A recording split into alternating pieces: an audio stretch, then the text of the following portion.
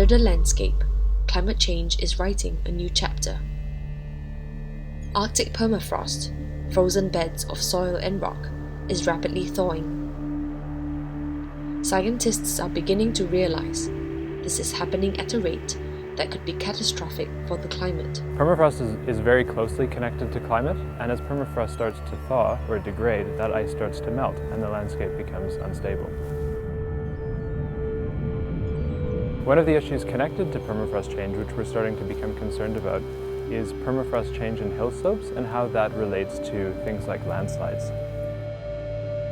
Homes are at risk of falling into the sea.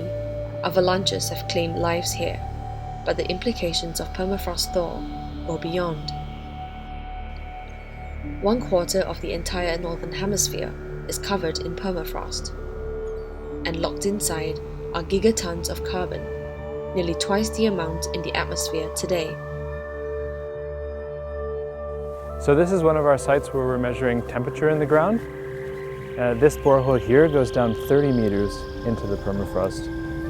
Inside we have a data logger, and distributed along the data logger is a series of temperature sensors. And so we measure temperature here 4 times a day, every day of the year.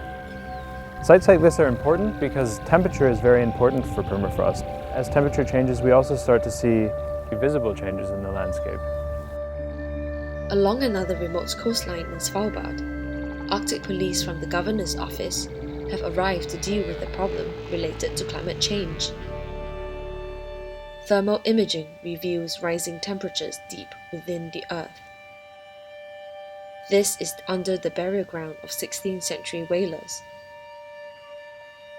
Erosion and thawing permafrost means the graves are at risk of being exposed, so they have to be removed. Nobody can be buried on Svalbard anymore. All bodies are flown to the mainland for burial rites.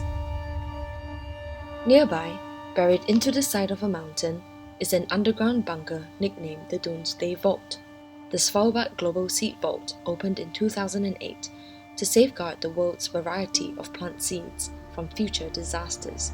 The permafrost at this location provided natural refrigeration, but the warming climate has put the vault's future at risk.